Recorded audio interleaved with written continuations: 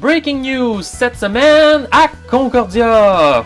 Concordia dépense plus de 16 000 $ de fonds d'étudiants pour inviter la putain de retardée intellectuelle féministe Lacey Green pour discuter sur les relations sexuelles à des adultes de plus de 20 ans. Ah, big bad penis needs to come in and pop your hymen and make you bleed.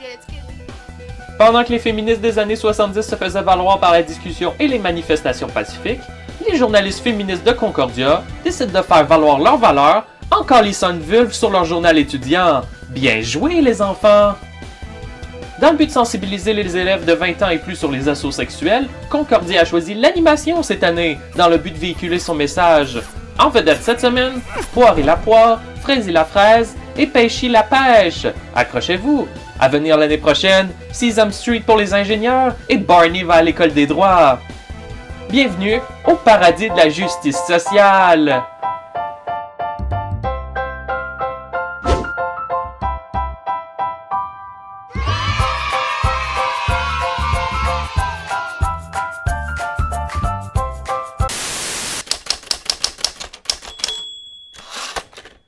Commençons par une ligne du temps, voulez-vous? Personnellement, je trouve qu'il n'y a rien de meilleur qu'une ligne du temps pour décrire la situation d'islamophobie du Québec aujourd'hui. 1er mars 2017, alerte à la bombe à Concordia, soi-disant menace contre les musulmans. 29 janvier 2017, attaque sur la mosquée à Québec.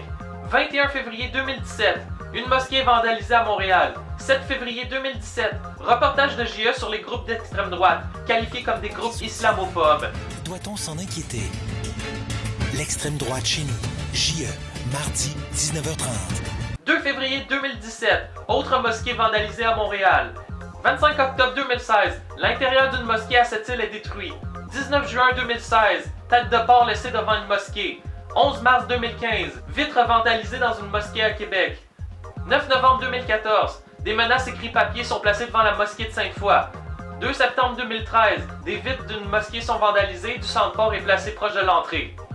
Avant le 1er septembre 2013,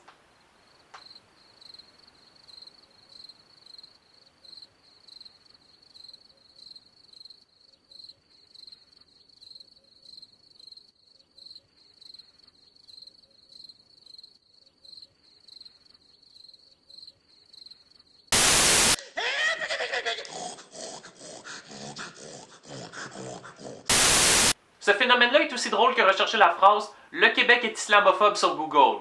Voici les résultats pour n'importe quelle année sur le web. 356 résultats. Voici les résultats à partir de l'année 2000 jusqu'au 23 décembre 2015.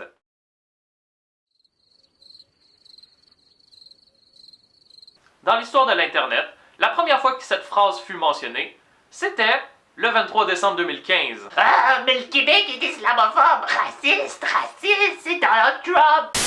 Et by the way, vous rappelez-vous ce qui s'est passé le lendemain qu'une tête de porc a été placée devant la porte d'une mosquée? Les gens ont placé des fleurs devant la porte d'une mosquée. Mais ça, vous allez jamais en réentendre parler, parce que ça s'en va à l'encontre de la rhétorique des médias qui essayent de déclencher une guerre civile au Québec.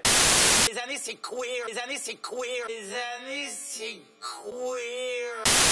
Ces actes de haine puis de terrorisme-là, c'est pas à cause d'une montée de l'islamophobie. Si c'est le cas, expliquez-moi pourquoi ça commence exactement le 2 septembre 2013. Pourquoi ça n'a pas commencé bien avant ça? Si c'était une montée de l'islamophobie, dites-moi juste pourquoi la montée n'a pas commencé à partir du 11 septembre. Entre le 11 septembre 2001 et le 2 septembre 2013, il y a absolument rien. Mais évidemment, nos élites se masturbent à l'idée que l'attentat sur la mosquée de Québec et l'attentat à la bombe à Concordia se soit passé après l'élection de Donald Trump. La grande corrélation! C'est la manière parfaite pour blâmer les groupes d'extrême droite sur n'importe quoi qui va se passer dans les prochaines années. Si on regarde aussi le gouvernement de Trump qui vient de passer le décret anti-immigration, ça laisse penser que ces discours haineux-là, quelque part, sont légitimés par certains politiciens, certains chroniqueurs, et donc ça peut pousser certains individus à passer à l'acte. Puis là, on a cette joke. Hicham Saidi, 47 ans. Pierre était ici où je me trouve, à ce Tim Hortons. Il aurait placé l'appel ici hier matin vers 10h. C'est un étudiant de 47 ans. De 47 ans? Dont le nom est Hicham Saidi. Hicham Sahidi. Hicham Sahidi. Monsieur Geoffroy, merci beaucoup pour ces explications.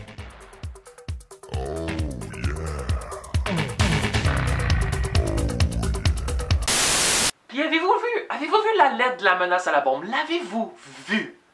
Une lettre écrite par le Conseil des citoyens conservateurs du Canada. Le C4. Je sais pas si vous avez regardé, c'est plein de fautes d'orthographe. C'est un false flag.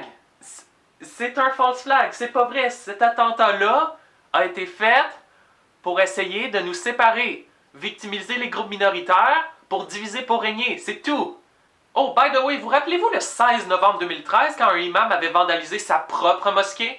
La petite introduction de ma vidéo était pas là pour rien. Concordia, c'est le paradis de la justice sociale. C'est l'université au Québec qui a le plus de musulmans. Féministes extrémistes, anarchistes extrémistes, enfantisation des adultes, tout est là. C'est évident que Concordia a été choisi. Et tout ça dans le but de victimiser les Québécois musulmans pour donner aux élites une raison pour réduire notre liberté d'expression. Les gens sur les médias sociaux qui envoient des conneries là, sont surveillés. Haineuses sont surveillés. Mais si vous continuez, vous allez avoir un casier judiciaire. Puis devinez quoi? Ça marche pareil! La prochaine fois que vous voyez quelqu'un chialer à propos de leur liberté d'expression, rappelez-leur qu'il y a des limites sur ce droit dans le but de protéger la sécurité du public. Dans le but d'une poursuite vers la liberté et la joie, il est de notre obligation d'imposer des limites sur ce droit autant que l'on peut. Hey Tyler, have you heard about North Korea? Why don't you go there? Hey Tyler, if you can find one country where free speech includes sending bomb threats, I will resign right away. Hey Tyler, remember socialism? Was great, right? Hey Tyler, mange de la marde. On nous pousse et nous force dans un narratif négatif, mais ça fonctionnera pas. On essaie de nous faire avaler l'idée que le Québec est mauvais et pas accueillant, mais ça fonctionnera pas. De nombreux musulmans ont déjà affirmé à la télévision québécoise que le Québec est l'endroit le plus accueillant qu'ils ont jamais connu de leur vie. Et ça changera pas. Mais de là jusqu'à dire que le Québec, c'est de l'islamophobie, à l'instant, là, le Québec n'est pas le goulag. Et si vous trouvez un autre pays, une autre société plus ouverte, j'aimerais la connaître. C'est un pays formidable. Les gens sont accueillants, sont ouverts, sont si simples. À tous les musulmans, ou devrais-je dire québécois, si vous êtes au Québec légalement, vous êtes et vous serez toujours les bienvenus ici. Ne laissez pas ces pauvres salauds au gouvernement essayer de vous réduire comme une sous-classe. Vous êtes Québécois et le serez toujours. Sauf pour Imam Sahidi. Imam Sahidi, si t'es coupable, dégage.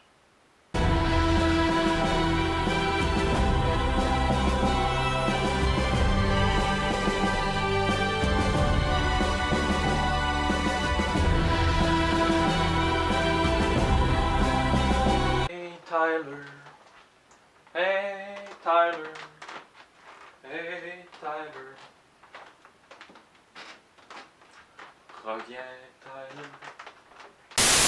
Je veux vraiment que tu aies une sentence exemplaire, genre 10 ans et plus. Pourquoi? Parce que tu as voulu emmener la haine contre le peuple québécois, parce que tu as voulu emmener le peuple à se détester, à carrément emmener tranquillement mais sûrement une guerre civile. Et on a déjà eu des morts à date.